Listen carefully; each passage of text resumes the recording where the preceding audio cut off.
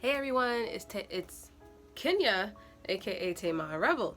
Let's do my first name first. You know my real name. Yeah, let's do that. So how can I summarize this show up? Pitiful.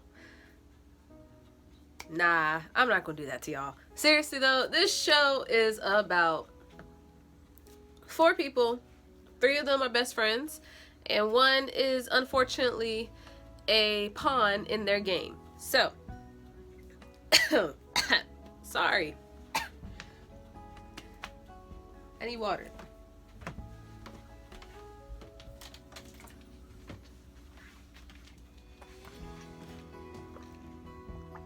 That's how dry this show left me. This show is loosely based off of Dangerous Liaisons. Also was made into a movie called Cruel Intentions, and plenty of other adaptations. All right, so if you know the story to that, you pretty much know the story to this whole show. But then they add that, some other crappy stuff to it, but you know what, moving on. So basically you have 3 friends and 1 main female girl who is trapped, who ends up in their game and web of lies. So the story starts off with the girl from the 3 friends who gets heartbroken because her boyfriend broke up with her, so she decides to take revenge on him, and her revenge, let's break his first love's heart so he can't date her. Makes no sense, right? Yeah, whatever. So from there, one of her friends decides that he's gonna go ahead and break her heart, the first love's heart. So what does he propose to make the game a bit, just a bit more exciting? I marry you, you marry me if I end up breaking her heart. And if I can't break her heart, you don't have to marry me. And they like, bet, let's do this, all right? So the 3rd friend is just in the background watching all this happen while he pines after the female character, but he doesn't ever do anything, He's just moody all the time in the background. So that's how the story starts off, and they get all wrapped up in all these manipulations and lies and like any other teenage drama, Korean drama, And so he starts to like the girl he's pursuing, and other girl gets jealous, like, we supposed to be getting married. Their whole plan falls apart, and next thing you know, everything's blowing up in their face. That's the story. That's literally the story. Alright, so you have these 4 main characters. The girl who gets manipulated is Tae-hee, played by Soo-young, aka Joy. And you have Shi-hyun, played by Woo Do-han. And you have Moo Ga-young, who plays Suji. And you have Kim Min-jae, who plays Seju. Alright, we're going to start off with Joy's character, Tae-hee. She is a very smart, kind of naive girl when it comes to love. She gets a scholarship for her architectural degree and gets a dorm and everything with that. So how does she link up to these 3 friends? Unfortunately, she is the first love of the guy who breaks Suji's heart. So she's the one that she wants to manipulate to get back at her ex-boyfriend. There are also a lot of other ways she is connected, but that would ruin the story for y'all. But Tae-hee had so much potential. She made good decisions, but in the end she also made really equally bad decisions. And after a while, the script, the screenwriting, everything just made her really, really bland. And I felt so sorry for Joy, because she had so much potential in this show and was never able to showcase it. Shi-hyun is this bored playboy who likes Suji in the beginning, but after he starts pursuing Tae-hee, he ends up really, really falling for Tae-hee. And then we see his really nice character come out. He's a sweet guy who's just unfortunately held back from all that toxicness, which is, I'm not sure is a word, but toxicness from his friendship. So when we finally get to see him actually like move above having to be at Suji's beck and call, you get to see a very, very, very sweet side to him, and you'll love it every time he smiles on screen because he has a really adorable smile. I would even date him, but you know, he's a fictional character, so. I don't have enough time in a 10-minute video to talk about Suji. Suji is the most worrisome character I've ever encountered in a drama. There might have been more worrisome, but Suji is worrisome. It just doesn't make any sense how selfish this girl is. She's so bored with her life, or she's so depressed from her life, she goes and manipulates other people's lives so she can have some type of superiority over others. And then because she has her two friends at her beck and call, she feels like she just do anything and that they'll always be there for her. And that's just so toxic. Like, she's so manipulative, and nobody sees this. Well, at least her two friends don't see this until Shihyun goes and realizes there's more to the world than just Suji. That's literally how worrisome and toxic she is.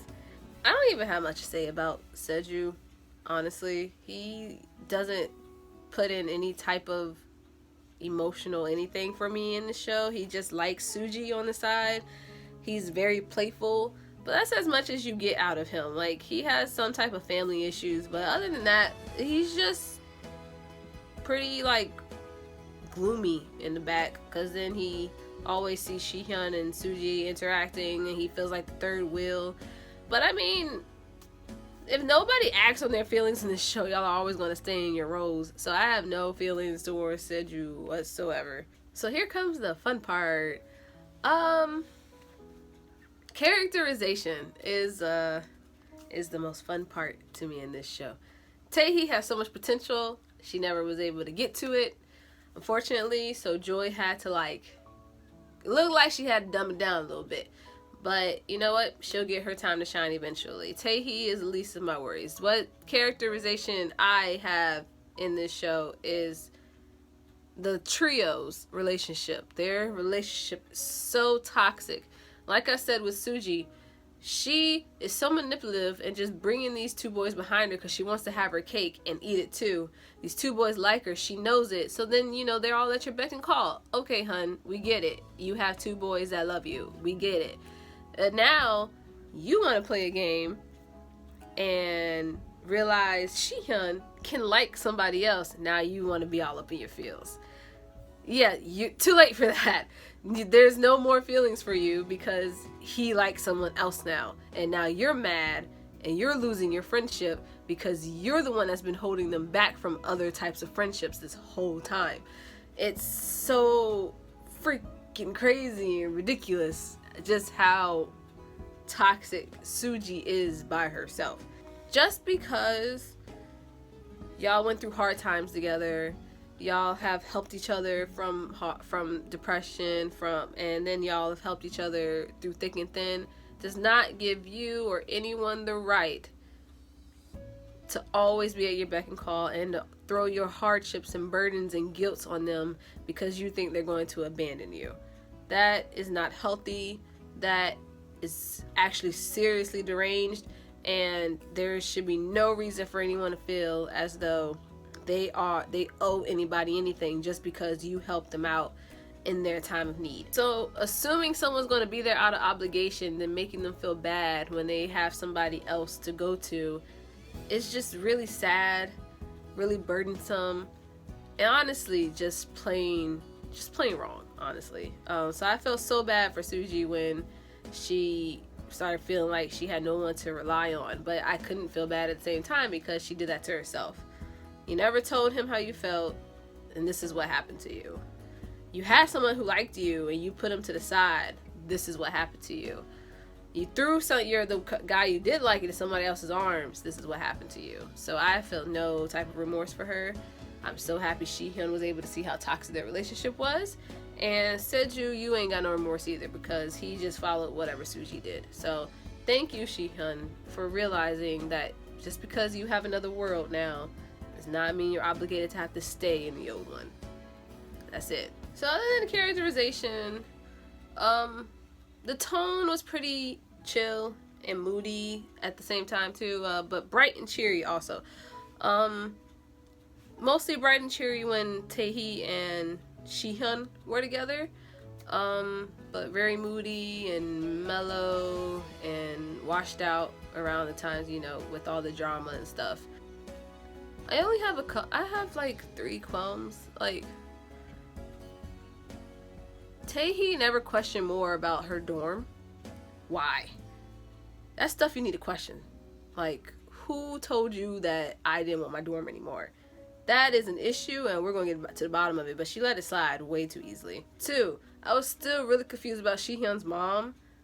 All the way almost near to the end, I was so confused. I don't know if you meant to make me confused, but I didn't like being confused, so I didn't like that. 3, everybody gets confronted at one point, but I don't ever see any direct action happening.